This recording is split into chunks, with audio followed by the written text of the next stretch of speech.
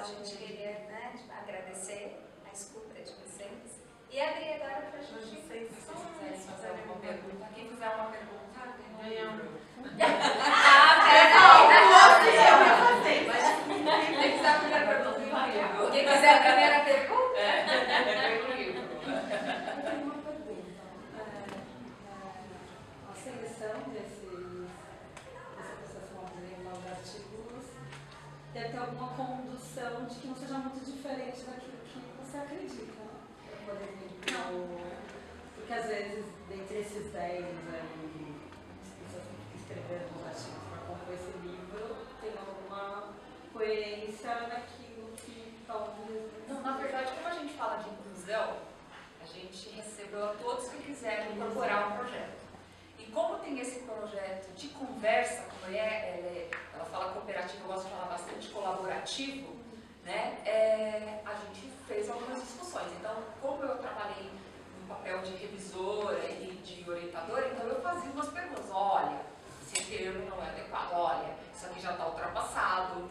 Né? Então, como orientação, é como eu falei, o assunto puxado para a educação, então tinha gente às vezes até que propunha falar, por exemplo, essa da família mesmo, o papel da família, eu falava, opa, puxa para a escola, nosso foco é a escola, né? Então o papel da família junto à escola, né?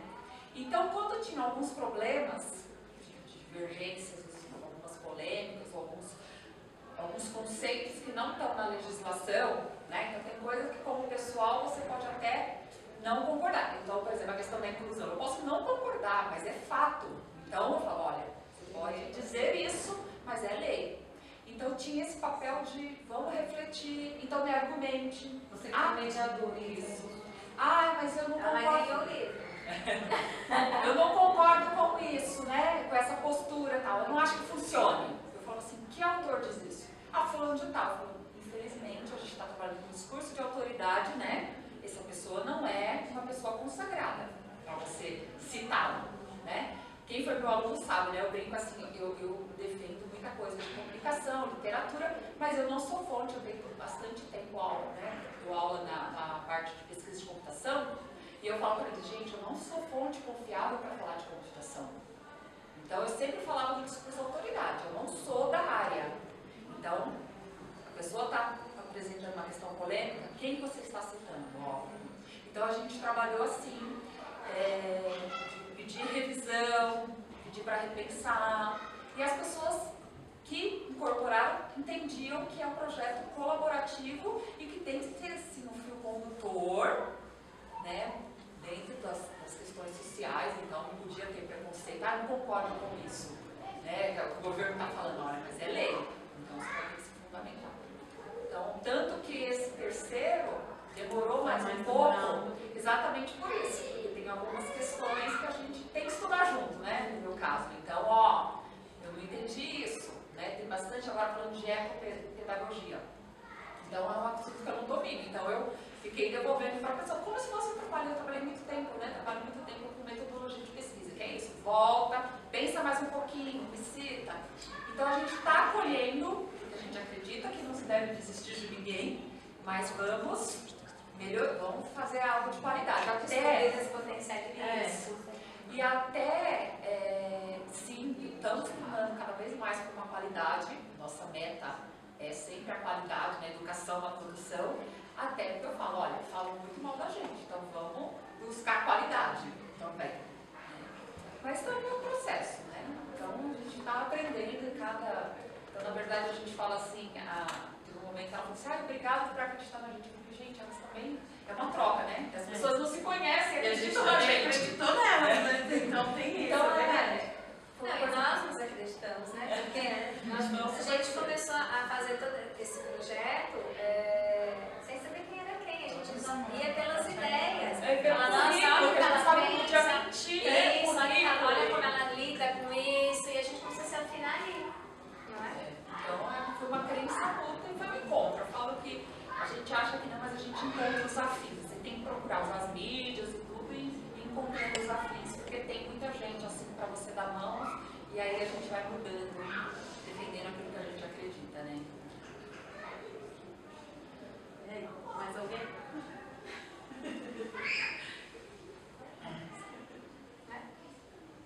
Eu tenho. Vocês falam assim, uma escola sem muro, trazer realmente a comunidade para dentro. Mas o quanto é necessário a própria escola, eu não digo nem reeducar, mas dar um novo paradigma para esse pai que tem um certo trauma dessa escola. Uma gestão mais democrática? Também, né? Então, na questão da escola e tudo, é o que a gente falou. Tem a escola em si, o prédio, mas são só muros, são só paredes, né?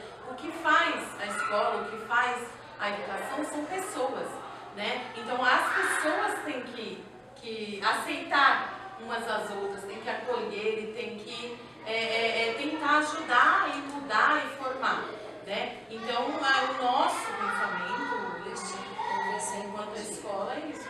A sua pergunta é assim, como que a gente trabalha com essa mudança de paradigmas com a família? É isso? Isso. Assim, eu acho que eu vou explicar. Porque trazer a família, de fato, é realmente importante. Tem que ter uma simbiose. Porém, essa família hoje, ela já foi aluno dessa escola. E existe um trauma, porque não é uma educação que a gente fala. Ela é o opressor. Então, esse próprio pai, ele tem um certo trauma. Não é algo... não é prazeroso você estar na escola. Uma criança não quer ir para a escola, entendeu? É isso que eu estou tentando dizer. Eu acredito que seja assim um engatinhar, né? Então aqui a gente está falando da mudança de paradigmas da postura do professor, né? Quando a gente tem essa mudança de paradigma, a gente tem uma mudança da prática. Quando a gente tem uma mudança da prática, a gente afeta diretamente o aluno, o estudante. E ele vai ter atitudes diferenciadas que o pai vai enxergar nisso. Ele falar, nossa, eu não fazia isso. O que está acontecendo de tão diferente? E ele vai despertar, né? Porque a escola, ela atinge a família quando ela atinge o aluno. Então, primeiro, a gente só vai conseguir trazer essa família, fazer mudar essa família, quando a gente consegue fazer o aluno mudar.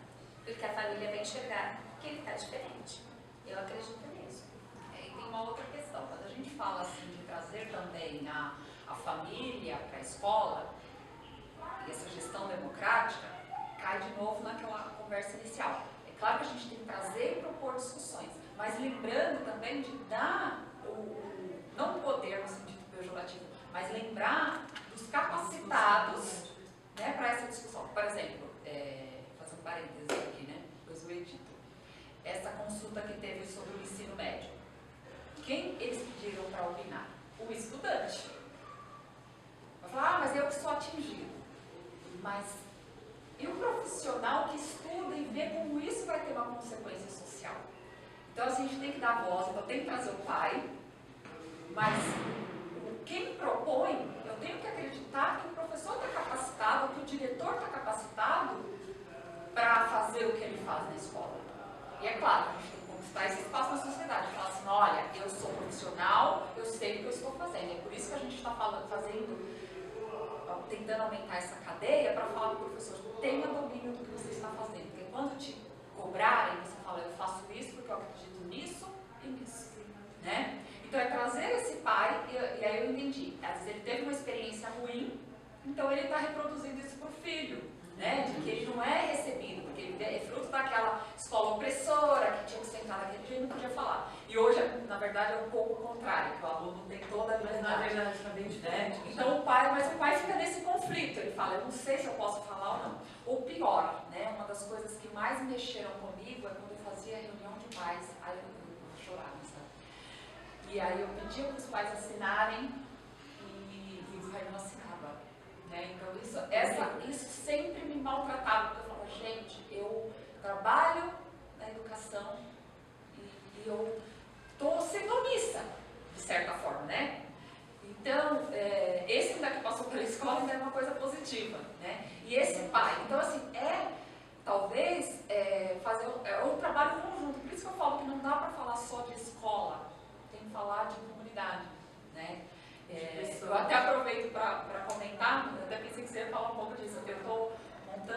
educação de uma escola de pais. Eu falo assim, nossa, mas você vai ensinar o pai a educar? Eu não sou mãe, né? Então já tem um problema aí, né? Mas assim, quando você está ensinando, quem é você para dizer? Você está falando que o pai não pode se meter na educação e você vai se meter? Mas é exatamente isso, de pensar nas implicações sociais, culturais e biológicas, porque vai ser uma equipe, que pode influenciar na educação desse filho. Mas aí vem de encontro com o que você estava falando no começo, porque eu não preciso, você não precisa ser mãe, porque ser professor não é vocacional. Exatamente. É uma função como qualquer uma outra. Eu também não sou mãe e estou na educação há muitos anos. Eu estou na educação há 13 anos. Mas dois pontos para colocar. Eu venho de dois extremos totalmente diferentes. Estou na educação infantil há muitos anos. Eu venho do município de Campinas, de educação infantil. Ano passado tive uma experiência de inaugurar uma escola da prefeitura. Eu assumi na prefeitura de São Paulo ano passado. Eu venho de uma escola chamada Emei Jorge Adilson Cândido, que ano passado começou com o nome Chácara do Jockey, e ficava do lado não sei se vocês chegaram a conhecer, mas foi com um projeto das escolas parques de Mário de Andrade, que estava em voga ano passado na prefeitura de São Paulo. E daí era uma escola com parque gigante e era do lado da Chácara do Jockey. E como era com relação ao currículo integrador da infância paulistana, a gente tinha total liberdade para montar os horários, a coordenação também trabalhava com o que estava na legislação do município. E daí, quando o prefeito foi inaugurar a chácara do Jockey, o parque, ele queria conhecer a escola e não dava para passar. Mandou abrir um portão, mandou abrir um portão, e daí na semana seguinte tinha um portão. Então a gente saía da escola para ir até o parque, e a gente queria ir, abrir o portão e ia. Estava a fim de ir pegar com a minha turma, tinha alguém disponível e ia comigo. E daí a gente tinha um conselho muito participativo, a gente fazia muitos passeios, a gente chegou aí no MASP, todos os ônibus que estavam disponíveis na DRE a gente pegava e saía. E daí a gente não tinha um problema com isso. Fizemos fogueira, várias coisas na escola. Em contrapartida, estou numa unidade esse ano que a gente tem os problemas com o parque, cronometrado, e eu nunca vi isso na educação infantil. Então, muitas vezes, o problema, e tem pais que apoiam isso, não necessariamente isso, mas o não passeio, e isso faz parte da proposta do município. Porque se a criança ela não tem acesso ao passeio na escola, ela não vai ter a possibilidade de uma mostra de arte ou de outros momentos que a escola proporciona. Então, muitas vezes, essa coisa de quebrar os muros está dentro da unidade escolar, da posição da gestão, que está ali está engessado no ensino fundamental, foi para a educação infantil e está ali naquela coisa engessada. Então, muitas vezes, a gestão democrática está só no papel. Verdade. Infelizmente. E a gente vem ali com um embasamento teórico e tudo mais, e mesmo que você tenha formação, que você venha com argumento ali no documento da prefeitura, que é o que rege a nossa legislação. E o documento da prefeitura foi feito de acordo com estudos para além. Não foi porque alguém achou que era aquilo ali. Então, assim, tem a ver com isso, e felizmente essas pessoas mais antigas estão se aposentando.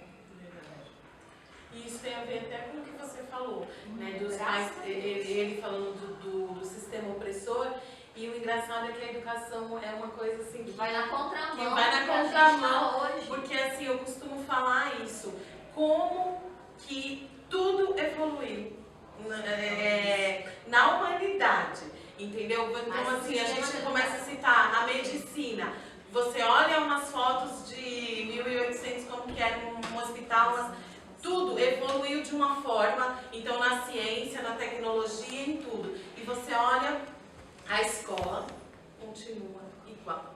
Então assim, é desconexo, não faz sentido. E o que ele falou isso de ter traumas e tudo mais, eu tive traumas de infância, tive traumas na escola, e usei isso que ele falou como inspiração para fazer diferente. Então, eu não faço com o meu aluno o que fizeram comigo. Então, se eu fui traumatizada de alguma forma, então o meu pensamento, a minha forma de agir, a minha vida e o meu pedagógico é baseado nisso. Então, assim, e aí o público não é o mesmo e as pessoas não mudam. Então, isso não é só um questionamento seu, é um questionamento assim, acho que de todos que tinham que ter isso. Mas assim, eu acho que está se mudando devagarzinho, a passinhos de formiga. São gerações Mas, que estão exatamente. Nós não temos, no Brasil hoje, a gente não tem maturidade, nem política, nem cultural, para quebrar os muros da escola e fazer a escola dar conta. A gente tem um modelo que é a Morim Lima, que eu acho que é pioneiro na cidade, e que ele vive, ele é uma escola de ensino fundamental.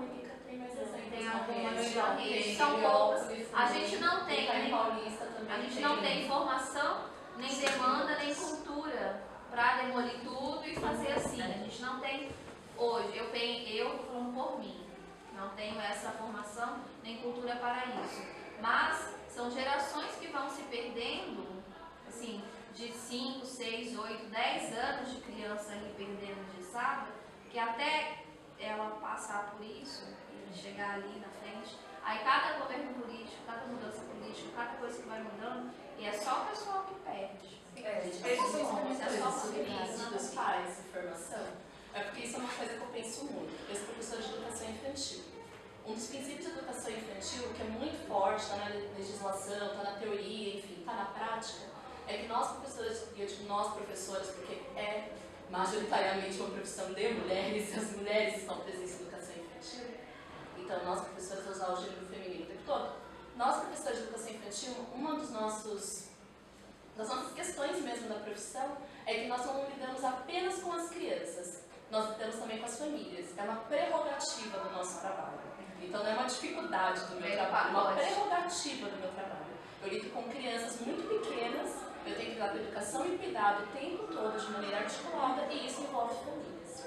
Eu acho que nós temos esse desafio e nós temos uma possibilidade enorme de trabalhar com formação política também, com esses pais, sabe, com essas mães, com essas pessoas que lidam com as crianças.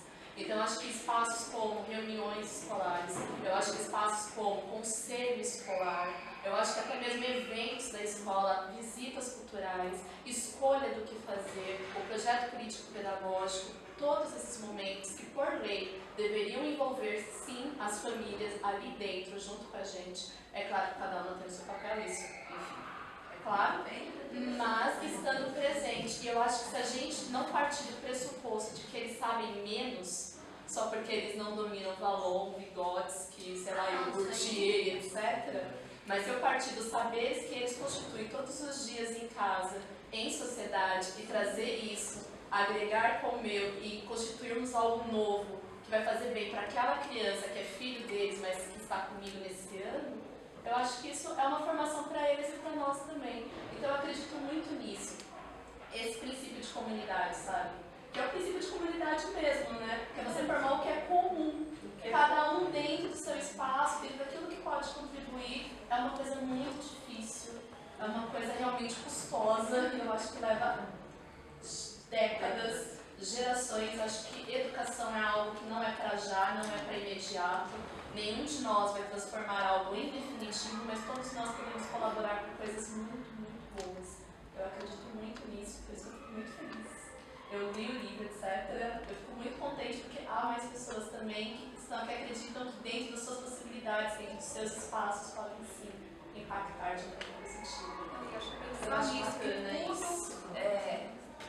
que trabalha com seres humanos, tem que parar de achar que aquilo que eu faço com aquela pessoa só ressoa naquela pessoa. Exato. Né? O outro atinge, atinge tudo que acontece na sociedade, atinge, volta pra gente. É o viver em comunidade, em sociedade. Né? Construir mesmo a ideia da comunidade, né? Elaborar isso com o outro, que é difícil. E tem gente que fala assim, mas você está se preocupando com isso, não tem nada a ver com você. Tem sim, porque é ele que ele vai ser o profissional de amanhã, é ele que eu vou encontrar na rua, né? Sei lá em que papel, né? Então a gente tem que ter essa consciência de que tudo, né, ressoa, né? Tá entrelaçado, igual a gente aqui, né? Parece, não conheço fulano de outra briga, mas ó, em algum momento a gente se encontra, né? Como já a questão da Ana, por exemplo, trabalha com nossa ambiental, e a gente acaba conversando muito, né? Porque como é muito setorizado, a Ana fica muito sozinha. Quem está na gestão também se sente muito solitário. Então a gente acaba se aproximando mais, para que a nossa sala é ao lado, né? Então a gente está conversando, né? Ela fala, é assim, tão solitária, porque quando você está com os professores, eles são assim, eles ficam todos na sala dos professores. O horário dela não bate com ninguém. A minha relação é um pouco diferente, então às vezes a gente fica muito só. Então a gente acaba conversando. E de um professor reclamava, a gente tem um aluno que tem sempre, não quando vem, não sei o quê, só fazer alguma coisa. Ele tem 2 dias, ele tá com 2 dias por semana na escola. Os outros dias ele tem por uma cabina. E eu falei, professor, ele só vem 2 vezes por semana. E se eu só tenho aula com ele um dia, porque uma aula de arte que ele tem, 2 por semana, não bate com o dia que Deus vem. E esse é o aluno. Porque a professora de fazer o ponto, eu falei, professora, todos esses anos ele é nosso aluno, ele é aluno da escola, né? E o senhor faz parte da escolaridade dele, das coisas. Ainda mais, eu fiquei assim, chocada. Falei até um tom um pouquinho mais alto, assim, professor, é sua parte, é sua obrigação, né? Porque quando vai chegando para o Fundamental 2, parece que o aluno ele perde a deficiência dele, né? Eles são muito incompreensíveis com a deficiência. É como se assim, ele pudesse passar por toda a educação infantil com deficiência, aí ele fizesse o Fundamental 1, que a professora ficava o tempo todo, e quando ele chega no Fundo 2, muitos veem como uma aberração. Eu vejo os olhares quando eu estou carregando um aluno que tem limitação do andar, né? E eles olham como se eu estivesse carregando uma aberração, um monstro. Tipo uma cara assim, como se você quer um conhecimento para mim, né? E eu carregando com prazer, como se eu estivesse conduzindo uma criança normal, acompanhando uma criança normalmente. Eu falei, não vejo a diferença entre, eu não trato diferente do outro ali. Então, essas coisas todas são as nossas barreiras, né? Que a gente tem que estar vencendo quando coloca uma barreira aí. Quantas nós temos que estar vencendo aí, né? E esse aluno, né, que o professor falou que ele causa muito transtorno, ele é um aluno super resolvido. Ele chega e fala assim, eu tenho síndrome de Down, você sabia? Isso. Aí eu falo assim pra ele, o que é isso? O que é ter síndrome de Down? É assim.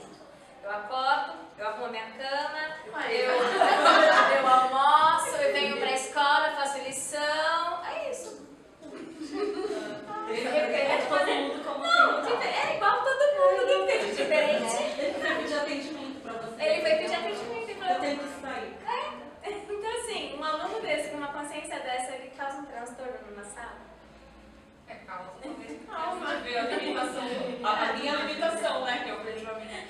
E esse estudo que você falou lá do aluno do outro, é esse que vai. É os brasileiros, o pessoal do outro partido, o vizinho, aquele bairro. É sempre assim, né? A gente vai se diferenciando. Eu não acho que eu faço parte, que aquilo respinga em mim. Né? Então é o brasileiro não sabe votar. Né? Aquele bairro é criminoso, né? É perigoso. Então, assim, é sempre um problema. Eu não me importo. Primeiro eu queria parabenizar vocês, que eu achei muito legal a iniciativa que vocês fizeram. Inclusive, assim, acho que vocês falam muito de poesias e tudo, mas vocês estão tratando como uma forma científica, digamos assim. Vocês não estão falando para comover, é para fazer alguma coisa em sociedade. Eu achei muito legal esse ponto de vista. Embora seja a poesia que atraiu vocês de algum jeito aí, né? E segundo, eu queria levantar a questão polêmica, que é um pouco também do que ela falou de professor. Desde o começo que vocês estão dizendo sobre como pode melhorar a questão da educação, eu também vejo que o papel do professor na sociedade ele tem mudado entre eles mesmo. Às vezes, quando eu era um aluno de ensino fundamental, eu via que tinha um respeito muito maior jovens e até os professores. E quando eu fui entrando no ensino médio, eu já comecei a ver que aquele nível de respeito do professor de ensino médio fundamental parece outra. E na faculdade, então, nem se fala, parece que não é professor. A visão de quem é professor parece que é quem tem algum tipo de, sei lá, uma formação acadêmica superior à do outro. E eu acho que a discussão também de educação tem que partir nesse ciclo, que um professor não tem mais aquele relacionamento, nem consideração profissional ao que não está no nível hierárquico dele, digamos assim. Por exemplo, na empresa, se eu sou eu não sou professor, não sou da área de licenciatura, sou da área de TI, mas vamos supor, se eu tenho um nível estagiário, é muito fácil eu me ver inferior aos outros. Se eu sou júnior, eu sou superior ao estagiário. E assim, eu não sei se... se vocês professores, não sei, não estou generalizando, mas se vocês têm essa visão dos seus colegas e se no seu livro vocês também tentam refletir um pouco no que isso impacta até em nós na sociedade. E outra coisa assim, se nesse trabalho que vocês estão fazendo, se só tem professor de nível universitário ou se vocês também têm professor de ensino fundamental. E se vocês não têm, eu acho interessante, assim, a minha expressão de que tenha, porque para ver o quanto isso é impactante, sabe? Porque às vezes eles têm também verdade e talvez não está sendo visto. Isso que você falou é muito real, é muito enraizado na educação. E existe mesmo, não são muros não, são abismos. Que eu costumo dizer em relação a isso. A um professor de educação infantil, principalmente o professor de educação infantil que trabalha com o SEI, nos anos iniciais, que é de 0 a 3 anos, ele não é visto como professor, ele é visto como o babá de luxo, entendeu? Assim, o cuidador. E o professor universitário também é um outro extremo. Então, são abismos que separam, e sendo que são todos iguais, são todos professores, são todos, às vezes, da rede, e tem essa diferenciação. Não sei porque isso é cultural. Entendeu? Porque assim, no papel, no documento, são todos professores, o salário é igual, às vezes trabalha no mesmo prédio, mas assim, ela é vista diferente também, entendeu? Porque ela é da inclusão, tipo, já não é. Então, assim, é tudo separado, tem muito isso, a gente não sabe porquê, mas tem. E eu gostaria até de tentar, a gente está tentando quebrar essas barreiras, porque somos todos educadores. E na escola, e na formação, a gente bate muito no pé, igual onde eu passo, eu falo que é importante para mim uma formação, uma reunião pedagógica, que para a escola inteira, e a faxineira está limpando. E eu acho inadmissível, porque a faxineira, ela faz parte da escola, entendeu? E ela tem que estar naquela formação e entender e se ver como um educador, porque ela tem um contato com a criança também e ela pode estar ensinando que se ele foi no banheiro, ele tem que lavar a mão, que se ele pegou o papel, que tem que jogar no lixo. Isso é educar, isso é formar, e isso é de todas as instâncias de hierarquia, né? Então, assim, tem esse abismo, infelizmente, mas que a gente está aí para quebrar. No nosso grupo, não tem essa diferenciação. Tem professor de educação infantil, tem professor de ensino fundamental, tem professor de inclusão e tem professor universitário. Então, assim, nós não temos barreiras, né? Acolhemos a todos e não temos essa distinção. Igual a Ivete chegou como professora universitária, como uma a mais para ajudar, ela dá um suporte, ela dá uma orientação e ela dá uma formação, mas assim, não é nada obrigatório também, entendeu? Ela, de repente, você fez o seu artigo e passa, e ela te deu algumas orientações. Se você, como autor, não quiser aceitar também, não é obrigatório, entendeu? Não é você tem que aceitar o que ela... É uma reflexão, é uma construção coletiva, tá bom? Então, assim, não sei se vocês querem completar, mas... No Brasil, infelizmente, quem mais estuda na área de educação acaba, então talvez tenha esse futuro cultural, acaba às vezes, hoje está tendo essa mudança, as pessoas estão preocupadas e até dedicando ao que gostam, né? Então tem a opção de falar de todas as etapas da formação, eu gosto de tal série.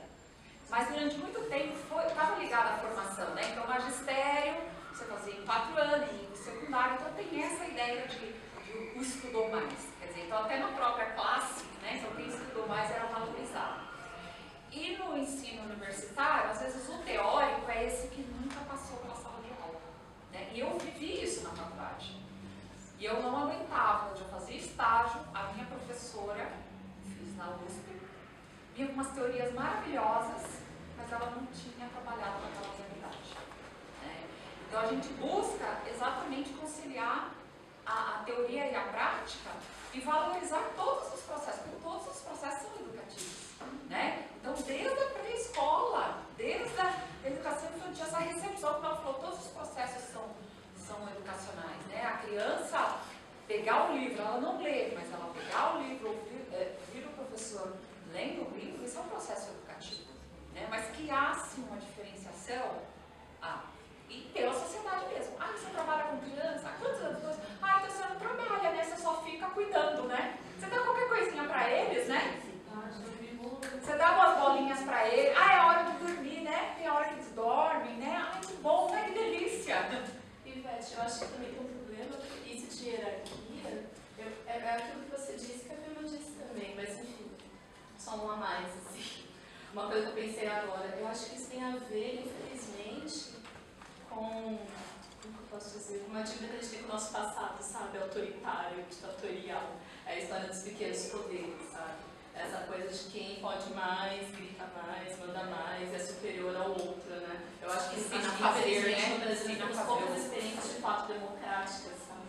Ao longo mesmo da história brasileira, a gente tem alguns problemas para lidar com a ideia de horizontalidade das relações. Isso foi historicamente constituído mesmo, assim, pelas nossas experiências políticas, pela experiência da escravidão, pela experiência colonial, pela experiência do regime ditatorial de 64, 85.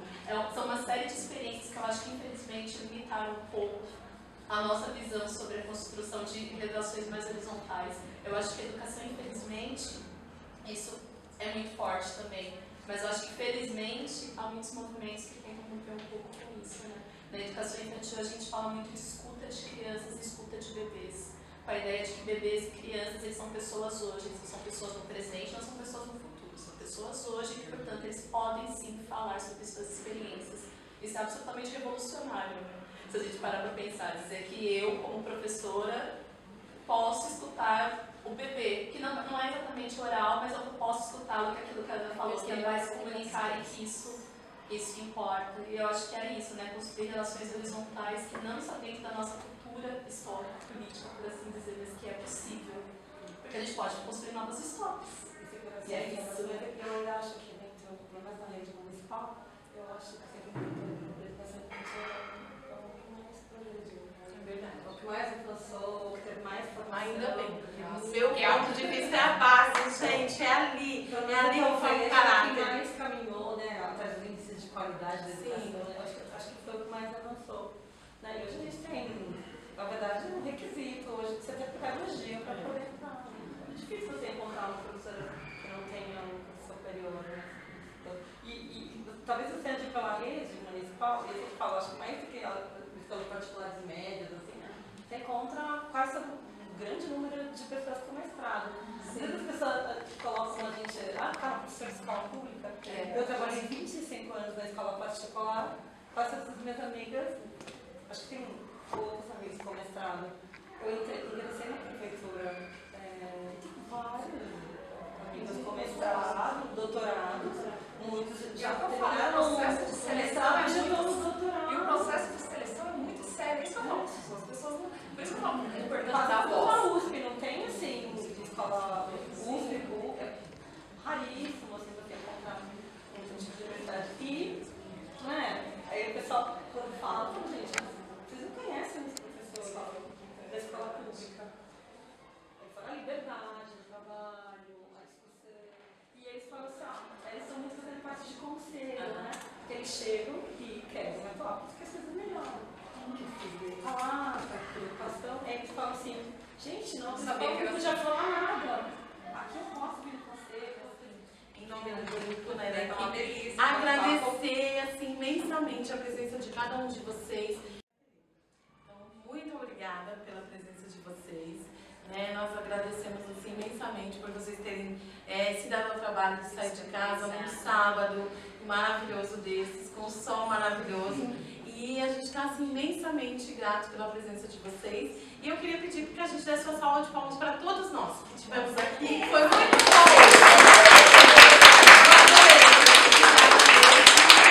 Vamos repetir. E eu queria agradecer, né, a diretora da biblioteca infantil aqui que cedeu a casa, né, a Marta Lucélia. Agradecer a Michele, né, que tanto nos acolheu, que nos recepcionou. E falar, né, que aqui está aberto, né, a gente reclama tanto que não há projetos, né, mas houve essa abertura. A gente tinha batido em outras portas, né, que a gente devia ter feito o lançamento. Não são todos os lugares, mesmo sem órgãos, deixaram, queriam um projeto, queriam não sei o quê, falar não sei o quê. Mas assim, bateu numa porta,